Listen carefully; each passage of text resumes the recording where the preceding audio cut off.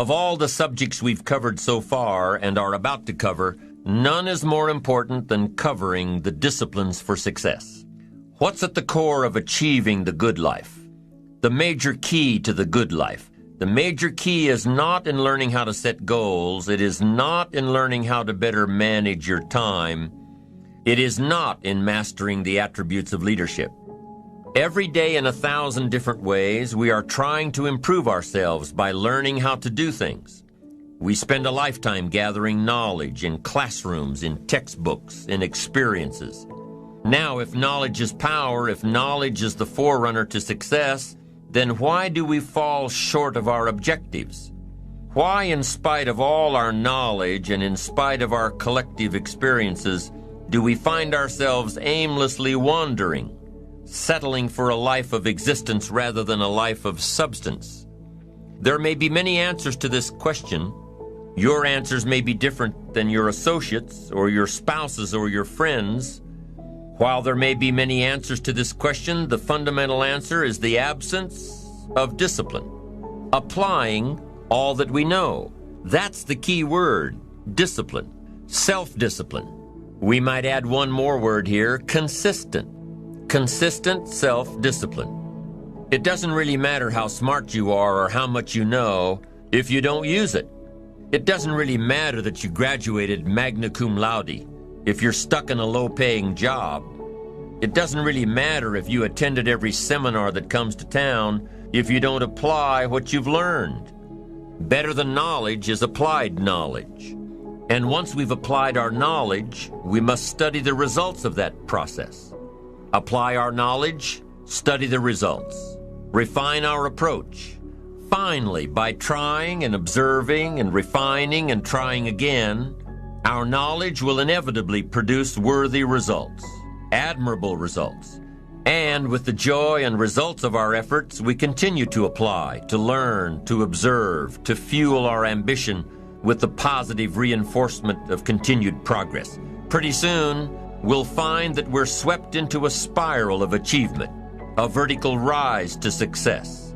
And the ecstasy of that total experience makes for a life of triumph over tragedy, dullness, and mediocrity. But for this whole process to work for us, we must first master the art of discipline, self-discipline, consistent self-discipline. It takes consistent self-discipline to master the art of setting goals, to master the art of time management, to master the art of leadership, to master the art of parenting and relationships. If we don't make consistent self-discipline part of our daily lives, the results we seek will be sporadic and elusive. It takes a consistent effort to truly manage our valuable time, or we'll be consistently frustrated. Our time will be eaten up by others whose demands are stronger than our own. It takes discipline to conquer the nagging voices in our minds, the fear of failure, the fear of success, the fear of poverty, the fear of a broken heart. It takes discipline to keep trying when that nagging voice within us brings up the possibility of failure. It takes discipline to admit our errors and recognize our limitations. The voice of the human ego speaks to all of us. Sometimes the voice of ego says that we should magnify our value beyond our results. It leads us to exaggerate, to not be totally honest. It takes discipline to be totally honest, both with ourselves and with others. Be certain of one thing: every exaggeration of the truth, once detected by others, destroys our credibility and makes all that we say and do suspect. As soon as a business colleague figures out that we tend to exaggerate, guess what? They'll always think we exaggerate, and they'll never quite hold us in the same regard again.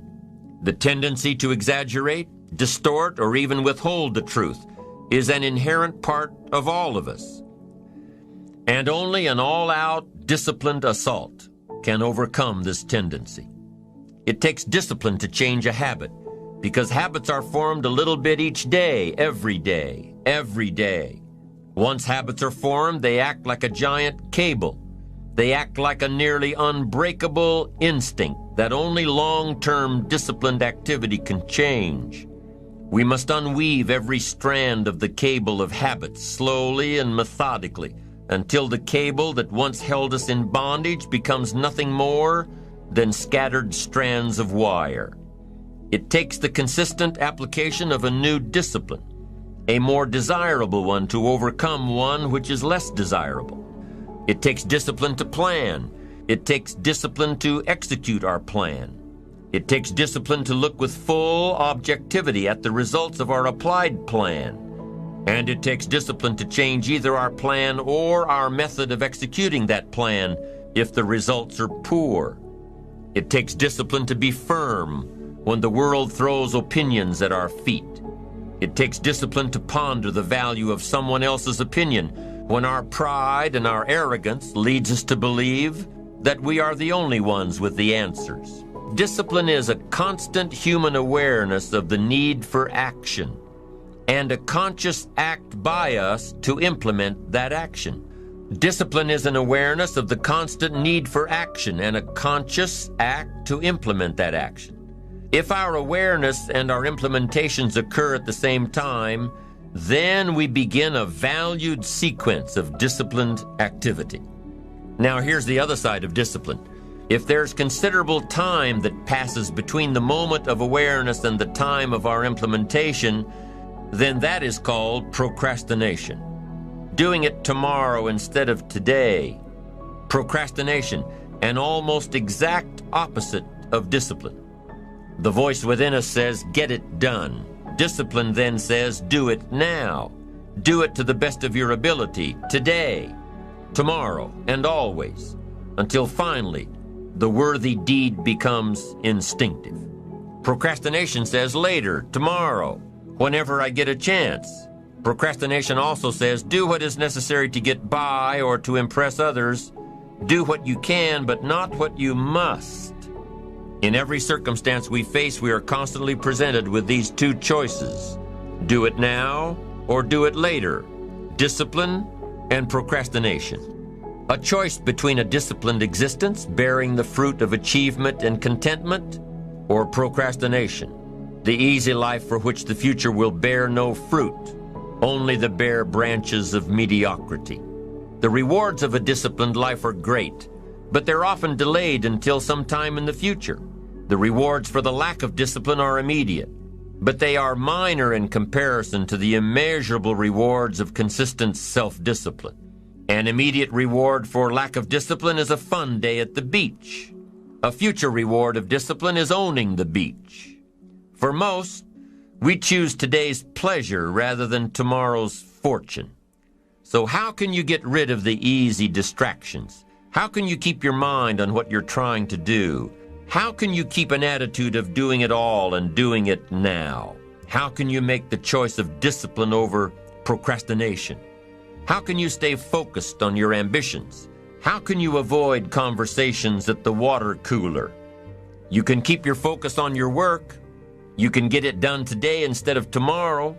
You've got to really work on your consistent self-discipline on a daily basis, or you'll find yourself distracted.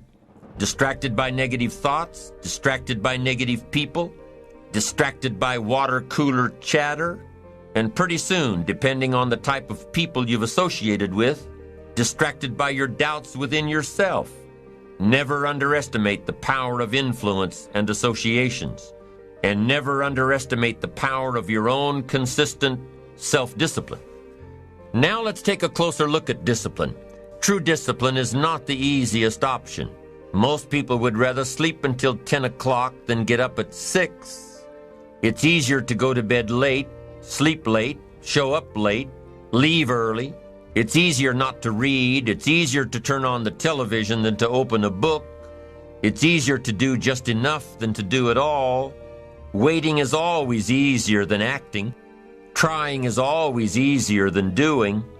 Imagine what life would be like if we didn't have to make our bed in the morning, or keep our garage clean, or pay our taxes, or show up for work tomorrow. Wouldn't it be fascinating if we didn't have to do these things? Wouldn't it be fascinating? What do you suppose would become of us? You're right, not much. For whatever the reason, the system we live in and contribute to is designed to make the easiest things in life the most unprofitable. Profitable seems to be the most difficult. Our world is and always will be a constant battle between the life of ease and its momentary rewards and a life of discipline and its far more significant rewards. Each has its own price, the price of discipline or the price of regret. We will pay one or the other. What we wish we had done is the voice of regret, speaking in a sorrowful tone at a time when there is no going back. This is regret. No second chance. No what would I do differently. Choose one or the other, but both will have their price, the price of discipline or the price of regret. One costs pennies, the other a fortune. Dostoevsky said, "There are hundreds of young men who would die for the truth, but very few who would spend 5 years studying to know what the truth is."